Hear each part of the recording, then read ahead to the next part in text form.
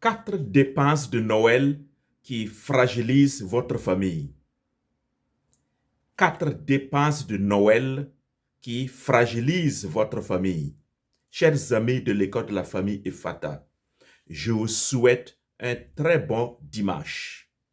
Que la paix et l'amour de Dieu soient sur chacune de votre vie.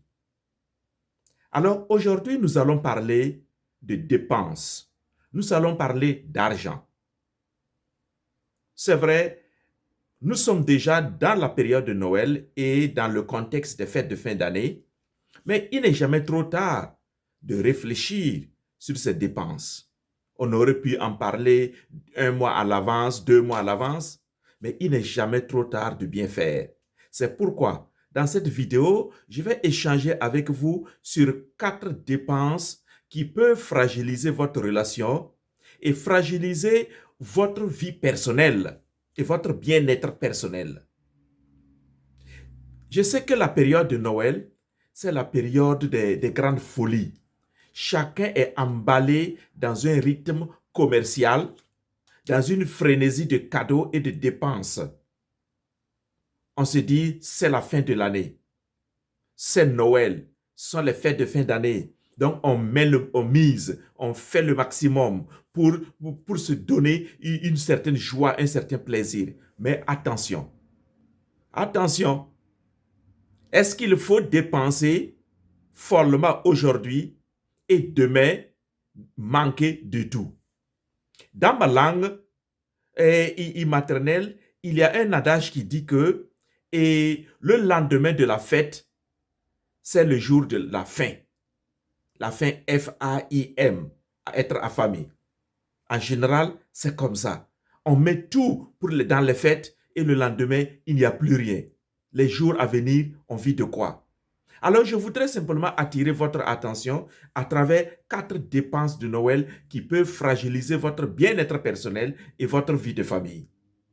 Alors, avant d'aborder ces 4 dépenses-là, je vous invite à mettre les j'aime comme d'habitude. Oui, je vous dis un grand merci. Vous faites déjà un gros effort en mettant les j'aime et en partageant la vidéo pour faire grandir la chaîne qui est votre communauté, la communauté des familles Efata où il y a 0 divorce et 0 wawawa au sein des couples. Je suis content aussi de lire vos commentaires, vos multiples commentaires. Oui, des commentaires qui contribuent à ce que j'apporte ici comme contenu. Je suis content aussi de lire, de voir que vous partagez la vidéo. Alors continuez, surtout en ce week-end-là. Oui. Et c'est aussi dans le contexte des fêtes de Noël, et soyons généreux l'un envers l'autre. C'est pourquoi je m'évertue, je m'échine à produire une vidéo par jour pour vous.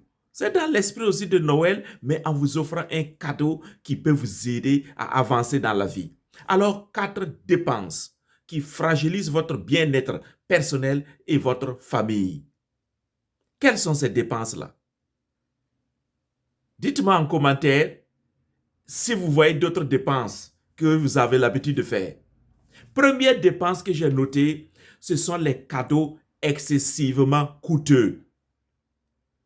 Les cadeaux excessivement coûteux ruinent votre budget et ruinent votre compte en banque. Et le problème est que, à l'occasion des fêtes de Noël et de fin d'année, ces cadeaux excessivement coûteux peuvent amener des tensions et susciter même des conflits relationnels. Oui. Et il y a des gens qui vont se tuer pour pouvoir offrir des cadeaux excessivement coûteux. À quoi cela sert-il? Surtout lorsqu'il y a une compétition dans une famille, par exemple dans un couple. Je remarque, parfois, il y a l'un qui essaie de surpasser l'autre en termes de valeur et de cadeaux, en termes de valeur matérielle. Qui est celui-là qui va donner le plus ou le cadeau le plus cher? Et il y a des gens qui vont aller s'endetter même pour pouvoir offrir des cadeaux coûteux. Est-ce cela la vie? Et si vous êtes en couple et vous le faites, jusqu'à quel point vous alourdissez votre budget familial? Réfléchissez-y. Donc, les cadeaux excessivement coûteux. Je vois même à l'occasion des mariages où il y a des gens qui sont arrêtés, ils sont en train de scruter les cadeaux qu'on offre là pour voir quel est le cadeau qui semble le mieux emballé ou le plus lourd ou le plus cher. Ça, c'est un esprit qui n'encourage pas le don des cadeaux. Parce que, et ceux qui n'en ont pas. Alors, à cette occasion-là, des fêtes de Noël et de fin d'année, je vous invite à être beaucoup plus modéré. Alors, pour cela, je vous invite à fixer un budget cadeau réaliste. J'ai dit, on aurait dû parler de ce problème depuis longtemps pour que vous appreniez à fixer un budget cadeau réaliste. Mais il n'est jamais trop tard. Et on a encore une dizaine de jours devant nous.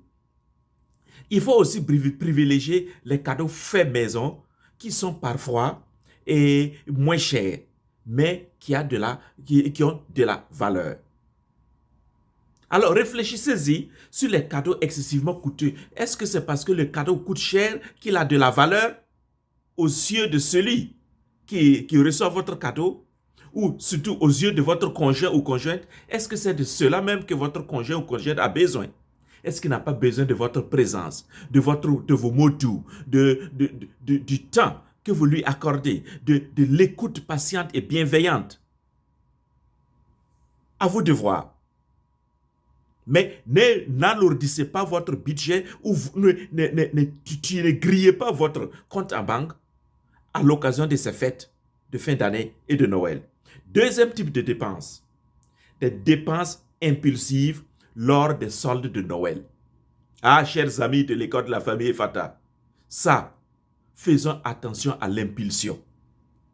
Oui, il y a des gens, j'ai vu ici, à l'occasion des soldes de fête de Noël, des gens, des femmes comme des hommes, qui rentrent dans le magasin, ils ramassent tout, ils remplissent le chariot là. Et maintenant là, ils marchent gandem, ils vont à la caisse. Et à la caisse, le caissier tape, ça fait 100 euros, 100 dollars, 200 dollars et 300 dollars.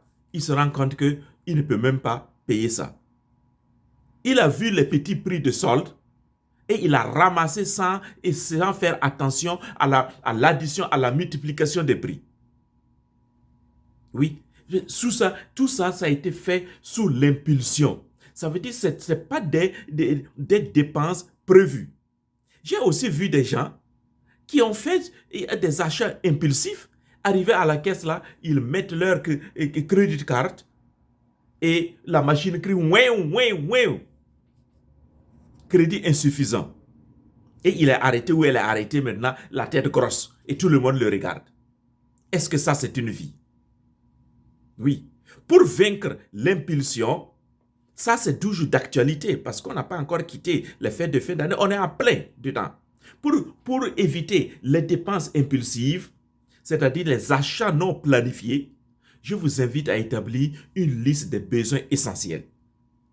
Oui, une liste des besoins essentiels. Moi, personnellement, je pratique ça. Je pratique ça.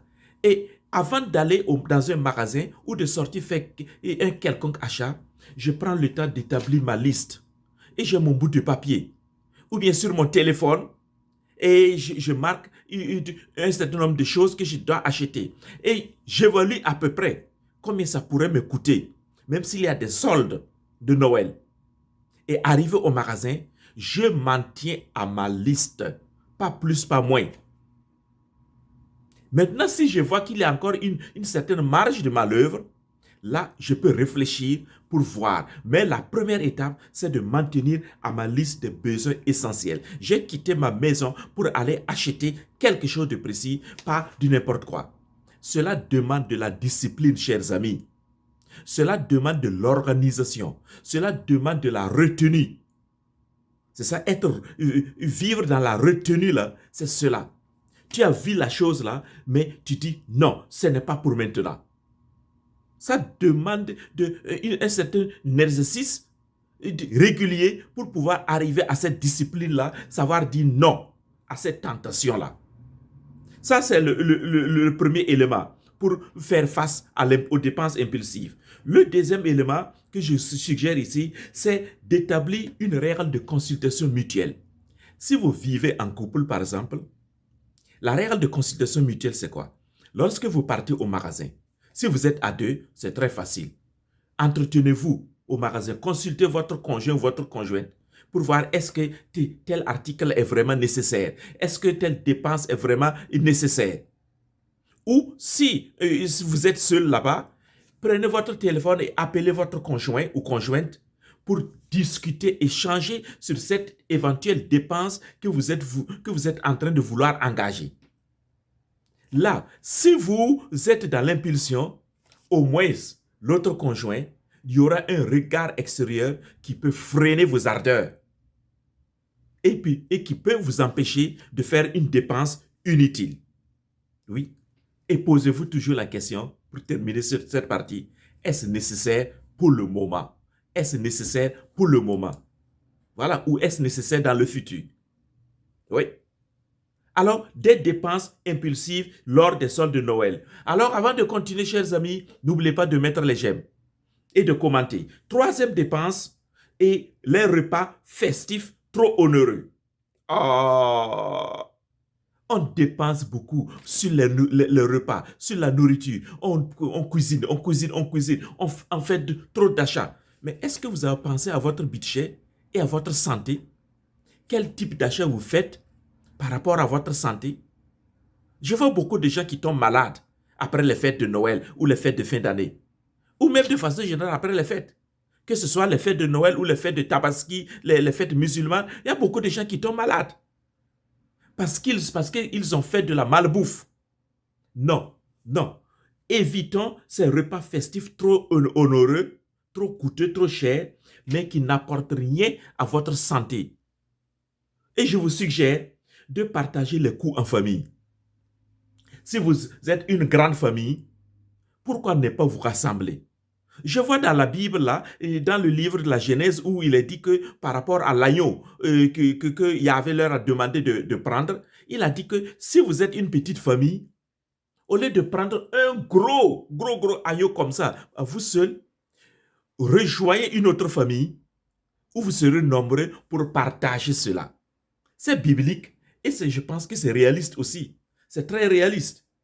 Et si vous n'êtes pas de cette famille et que vous voulez partir faire la fête dans une autre famille, s'il vous plaît, par courtoisie et par politesse, emportez avec vous un cadeau simple pour ajouter à la fête. Un certain nombre de boissons, un repas, un gâteau ou je ne sais quoi.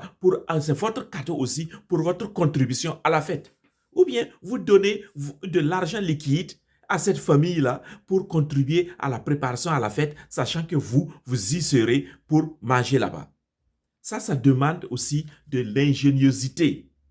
Deuxième élément, pour faire face aux repas festifs trop coûteux, je vous suggère des repas simples mais gourmands avec des produits locaux ou des produits faits maison. Il y a des produits locaux qui ne coûtent pas trop cher. Vous pouvez les utiliser. En tout cas, moi j'attire votre attention. Pensez à votre santé, pensez à votre budget pour que après les fêtes là, vous ne soyez pas là en train de pleurer. Oui, dans mon pays, on parle même de la janviose, c'est-à-dire la maladie du mois de janvier. Parce que les gens ont trop gaspillé pendant les fêtes là, et le mois de janvier, les gens sont dans la galère. Jusqu'au 31 janvier. Il y en a même qui vont être dans la galère jusqu'en février-mars. Donc, tout le premier trimestre de la nouvelle année, ils sont dans la galère. Est-ce que cela, c'est une vie? Et surtout si vous êtes en couple ou en famille. Alors, dernière dépense à laquelle il faut faire attention, ce sont les voyages ou les déplacements. Oui. Des statistiques ont montré que plus de 70% de la population mondiale aimerait voyager, mais trouve que les voyages coûtent trop cher.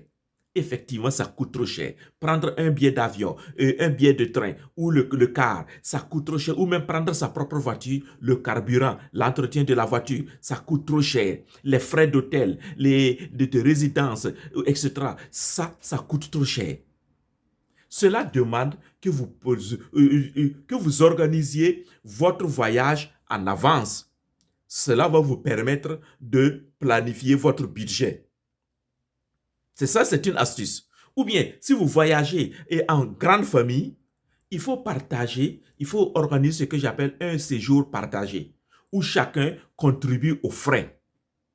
Oui, ne jouez pas et à celui-là, au multimilliardaire capable de prendre tout en charge. Vous n'êtes pas une Caritas internationale. Non. Ici, je parle de dépenses, comment chacun peut gérer ses finances en cette fin d'année pour ne pas pleurer et crier en janvier ou en février ou en mars 2025. Alors, chers amis de l'école de la famille Efata, j'espère que cette vidéo a attiré votre attention et a suscité en vous un certain nombre de réflexions pour que vous appreniez à mettre les points sur les i. Il n'est jamais trop tard. On a encore une dizaine de jours devant nous. Il est temps, on a encore du temps pour remédier, pour rectifier le tir. Alors, je vous invite, partagez la vidéo pour aider beaucoup d'autres personnes, des couples comme des individus, des célibataires ou d'autres personnes, et mettez vos j'aime et prenez le temps de visionner et de révisionner cette vidéo et de la méditer. Et vous laissez dans les commentaires, dans la partie commentaires, toutes vos suggestions et vos pensées. Et dites-moi laquelle des dépenses vous frappe de plein fouet. Vous êtes concerné par quelle dépense?